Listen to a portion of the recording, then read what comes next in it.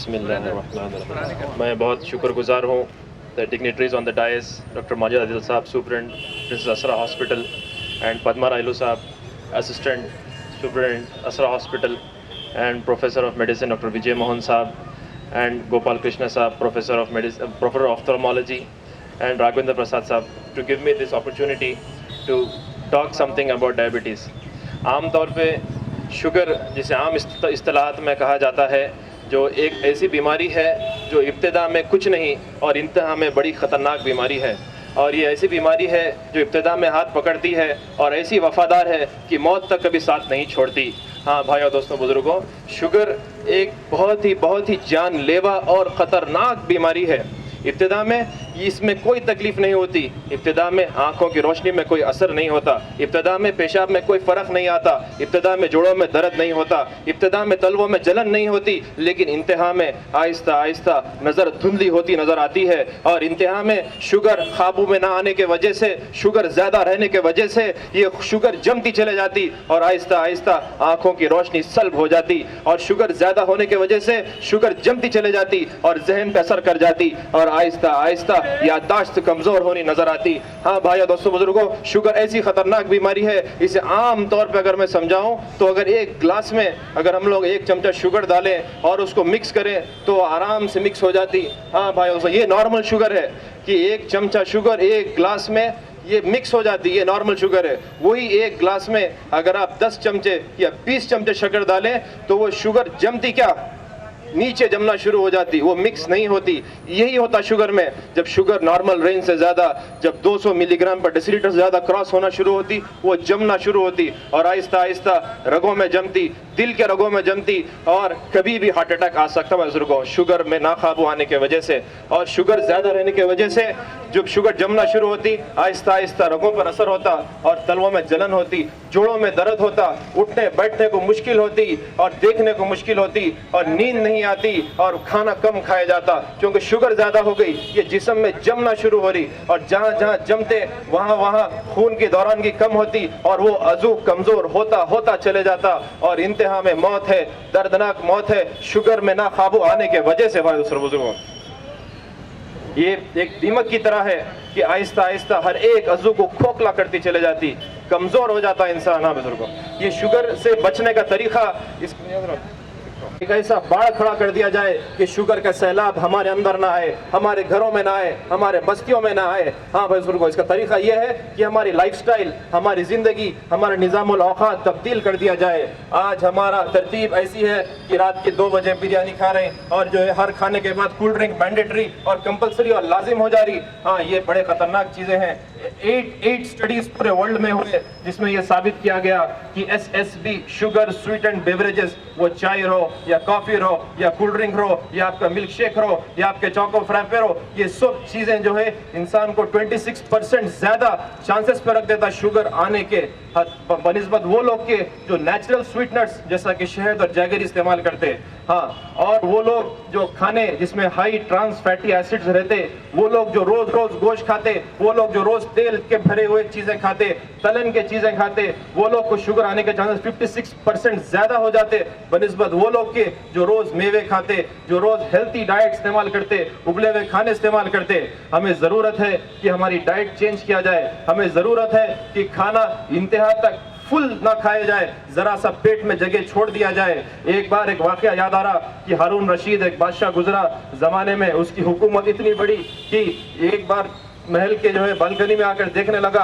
और बादल को देख के बोला कि ये बादल, तू जहाँ चाहे वहाँ चले जा, जहाँ चाहे वहाँ बरस जा, और तेरे अंदर से जो बूंद निकलेंगे, जो पानी के खतरे निकलेंगे, वो जिस जरखेज जमीन में जाके लगेंगे और वो जमीन से जो दरख्त उगेगा और वो दरख्त से जो मेवा आएगा वो तो मेरे कदमों में ही आना है। ऐसी बड़ी हुकूमत उसकी, आधे आलम में उसका डंका बज रहा। उसने पूरे हकीमों को बुलाया, उस जमाने के तबीबों को बुलाया, उस जमाने के डॉक्टर्स को बुलाया, सब लोग जमा हुए उसके महल में और ये सवाल किया गया कि बताओ मुझे कोई ऐसा तरकीब जिससे मैं हर बीमारी से हिफाजत कर जाऊं, ऐसी तरकीब, ऐसा राज जिससे मेरे अंदर कोई बीमारी ना आए, ऐसा सलूशन जिससे मैं लंबी जिंदगी जी सकूं, ऐसा तरीका जिससे मैं आराम से जिंदगी बसर कर सकूं, जिससे मेरे जिस्म में दर्द ना हो, जिससे मुझे कोई बीमारी ना आए, जिससे मेरा दम ना चढ़े, कोई ऐसा सलूशन बताओ कि कोई बीमारी मेरे अंदर ना आए। तो सब लोग सेंसस चला हो, 1 महीना, 2 महीने, 6 महीने का कॉन्फ्रेंस था वो। आज तो हम 3 दिन, 6 दिन और ये 10 मिनट का और ये 1 दिन का डायबिटिक अवेयरनेस प्रोग्राम है। और उस जमाने में 6 महीने का कॉन्फ्रेंस चला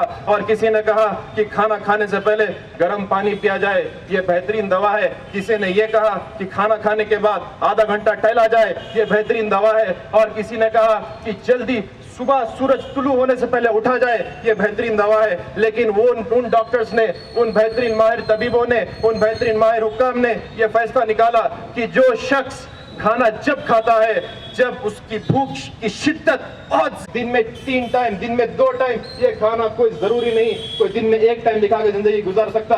तो वो शख्स जो खाना जब खाए जब उसकी भूख की शिद्दत बहुत ज्यादा हो, जब उसका पेट में भूख बहुत ज्यादा हो और जब वो खाना शुरू करे तो यकीन मानिए सूखी रोटी में भी उससे मजा आने लगेगा, बिरयानियों का बुजुर्गों। तो जब खाना शुरू करे और खाना जब रोक दिया जाए जब भूख जरी सी बाकी रहो बुजुर्गों।